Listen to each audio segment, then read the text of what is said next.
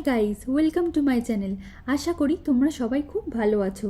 আমি লিয়া, এটি আমার প্রথম ভিডিও বা ব্লগ যা হোক বলতে পারো।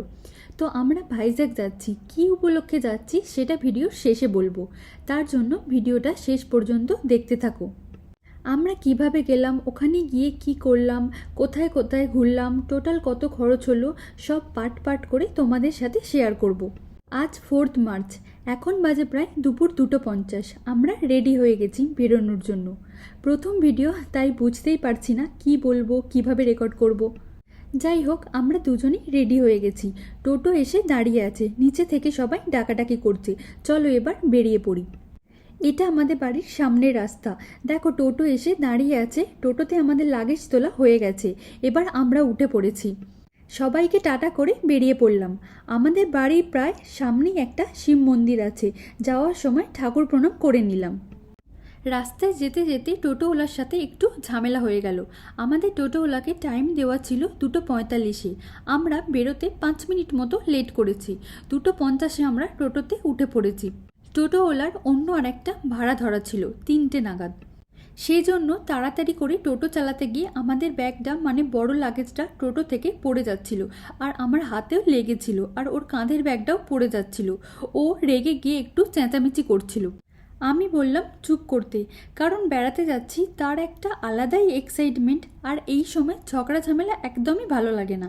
এদিকে টোটোওয়ালাও নিজের ভুল মানবে না, আবার বলছে তোমরা কেন ঠিক করে ধরে বসনি। যাই হোক, এসব ঝামেলা মিটিয়ে দুপুরের এই কড়া রোদে আমরা বেগমপুর স্টেশনে এসে পৌঁছালাম। টোটোতে আসার সময় ও হাওড়া যাওয়ার টিকিট ফোনে কেটে নিয়েছিল। 3:05-10 আমরা বেগমপুর স্টেশনে চলে এসেছি।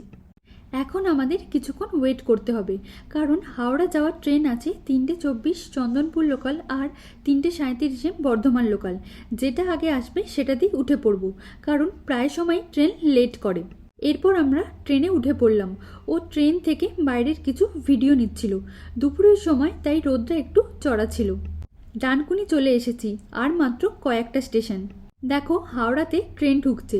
আমরা 4:10 নাগাদ হাওড়াতে নেমে পড়লাম। স্টেশন থেকে কিছুটা হেঁটে গিয়ে টোটো ধরবো। আমাদের মেল শালিমার থেকে। অনেক দিন পর হাওড়া এলাম। সেই 5 মাস আগে যখন পুরী গিয়েছিলাম তখন হাওড়া এসেছিলাম। তখনও ঠিক এভাবেই হাওড়া থেকে শালিমার গিয়ে মেলে উঠেছিলাম। আমরা হাওড়া স্টেশন থেকে বেরিয়ে যাচ্ছি। রেলওয়ে মিউজিয়ামের কাছ থেকে টোটো ধরবো। বাবা মানে শ্বশুর মশাই আমাদের শালিমার পর্যন্ত মেলে তুলে দিতে যাচ্ছিল। দেখো, রেলওয়ে মিউজিয়াম দেখা যাচ্ছে। আমরা প্রায় 10 মিনিট মতো হেঁটে টোটোর কাছে এলাম। দেখো, এখানে অনেক টোটো দাঁড়িয়ে আছে, অনেক বেশি ভাড়া বলছিল, তাই আমরা সামনের দিকে একটু এগিয়ে গিয়ে টোটোতে উঠলাম। এরপর রাস্তার ধার দিয়ে গঙ্গা দেখতে দেখতে আমরা শালিমার স্টেশনে চলে এলাম। টোটোতে এলে স্টেশন থেকে কিছুটা দূরে নামিয়ে দেয়, তারপর আমরা লাইন পার হয়ে স্টেশনে এলাম। আমরা 1 নম্বর প্ল্যাটফর্মে আছি, এখনও খবর হয়নি। হাওড়া থেকে টোটোতে করে শালিমার আসতে 15 থেকে 20 মিনিট মতো সময় লাগে। 5টার মধ্যে আমরা শালিমার স্টেশনে চলে এসেছি। আমাদের মেলের টাইম 6:15-তে। আমরা শালিমার বিশাখাপত্তনম সুপারফাস্ট এক্সপ্রেস মেলটিতে ভাইজ্যাগ যাব। এরপর আমরা কিছুক্ষণ বসেছিলাম। তারপর খবর হলো 2 নম্বর প্ল্যাটফর্মে মেল আসছে। এরপর আমরা ব্যাগপত্র নিয়ে 2 নম্বর প্ল্যাটফর্মের দিকে রওনা দিলাম। দেখো, আমি এক্সকেলেটরে যাচ্ছি, তাও আবার একা। আসলে আমার এক্সকেলেটরে উঠতে একটু ভয় লাগে, মনে হয় শুধু পড়ে যাব, একটু ব্যালেন্স হারিয়ে ফেলি।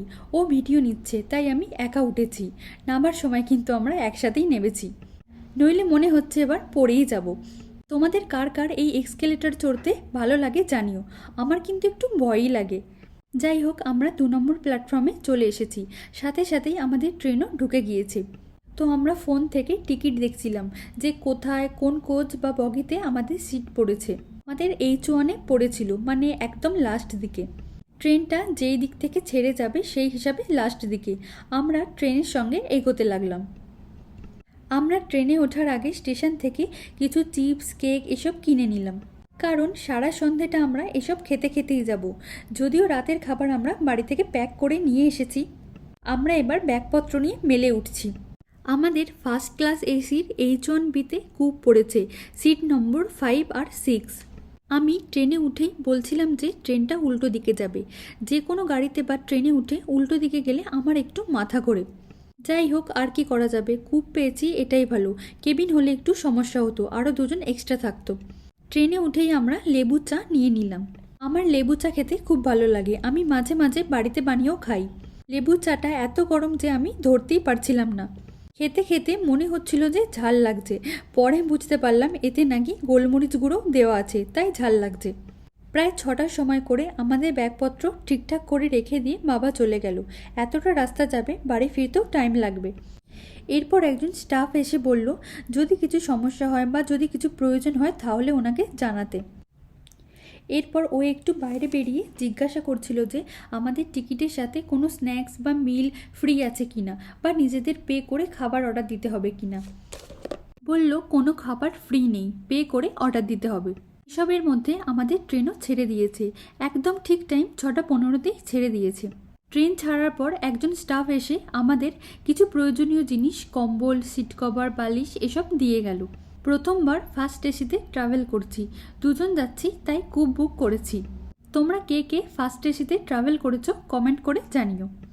কিছুটা যাওয়ার পর ও জোম্যাটো থেকে মোমো অর্ডার করেছিল, সেটা বালেশ্বর স্টেশন থেকে আমরা পিক আপ করলাম। মোমো দেখেই আর ওয়েট করতে পারলাম না, খুব খিদে পেয়ে গিয়েছিল, তাই চটপট খেয়ে নিলাম। ট্রেনটা স্পিডে যাচ্ছিল আর খুব দুলছিল, যার জন্য মাথা ঘুরছিল, তাই ভাবলাম রাতের খাওয়া দাওয়া একটু তাড়াতাড়ি করে শুয়ে পড়ব। রাতের খাবারে আছে ডিমের ভুজিয়া আর পরোটা, আমরা বাড়ি থেকে এনেছি। 10টার মধ্যে রাতের খাওয়া দাওয়া সেরে আমরা শুয়ে পড়লাম। ঘুম ভাঙল তখন সকাল 6টা। ফোনে দেখলাম ট্রেন লেট চলছে।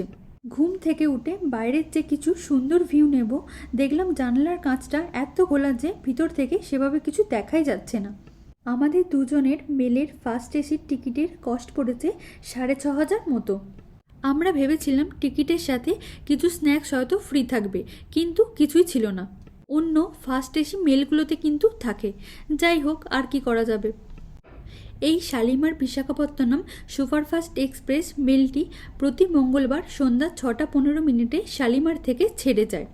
তোমরা কেউ ভাইজ্যাক যেতে চাইলে এই মেলটিতে যেতে পারো, কারণ অন্য মেলগুলো ফাঁকা না থাকলেও এই মেলের টিকিট মোটামুটি ফাঁকা থাকে। ট্রেনও একদম টাইমেই ছেড়েছিল। পার্সোনালি আমার এক্সপিরিয়েন্স যদি বলি, খুব খারাপ না, মোটামুটি ভালো। মেল, বাথরুম, কূপ সব পরিষ্কার পরিচ্ছন্ন ছিল। স্টাফদের ব্যবহার আর সার্ভিসও ভালো ছিল। পুরোপুরিভাবে ভালো বলতে পারলাম না, কারণ ট্রেন ছাড়ার পর থেকে ট্রেনটা এত দুলছিল যে বেশিক্ষণ বসে থাকা যাচ্ছিল না, মাথা ঘুরছিল খুব, কিছুক্ষণ পর পর শুয়ে পড়তে হচ্ছিল। হতে পারে মেলের লাস্ট দিকের বগি ছিল বলে এরকম হচ্ছিল, কিন্তু আরও অনেকবার মেলে করে ঘুরতে গিয়েছি, তখন কিন্তু এতটা প্রবলেম হয়নি। যাই হোক, সব মিলিয়ে মোটামুটি ঠিকঠাক ছিল। তোমরা কেউ এই মেলে করে ঘুরতে যেতে চাইলে অবশ্যই যেতে পারো। ভিডিও শুরুতে বলেছিলাম যে আমরা কী উপলক্ষে ভাইজ্যাক ঘুরতে যাচ্ছি সেটা শেষে বলবো, তো এখন বলার সময় চলে এসেছে। আমাদের ফার্স্ট অ্যানিভার্সারি উপলক্ষে আমরা এই ট্যুরটা প্ল্যান করেছিলাম। 1 মাস আগে থেকে টিকিট কাটা, রুম বুক করা, কোথায় কোথায় ঘুরতে যাব সব কিছু ঠিক করা ছিল। এই ট্যুরের 2 দিন আগেই ছিল আমাদের অ্যানিভার্সারি। আমাদের মেল 2.5 ঘন্টা মতো লেট চলছে। সকাল 8টার সময় আমাদের স্টেশনে নেমে পড়ার কথা। লাস্ট স্টেশন ছেড়ে যাচ্ছি সীমাচলম, এরপরই বিশাখাপত্তনম। তো এখন বাজে বেলা 10:30। ফাইনালি মেল বিশাখাপত্তনম স্টেশনে ঢুকছে। এবার আমরা লাগেজ নিয়ে ট্রেন থেকে নেমে যাব। এটা ছিল আমাদের শালিমার থেকে বিশাখাপত্তনম ট্রেন জার্নি। পরের ভিডিওতে তোমাদের দেখাবো আমরা ভাইজ্যাকে কতটা মজা করলাম, কোথায় কোথায় ঘুরলাম। দেখা হবে আবার নেক্সট ভিডিওতে।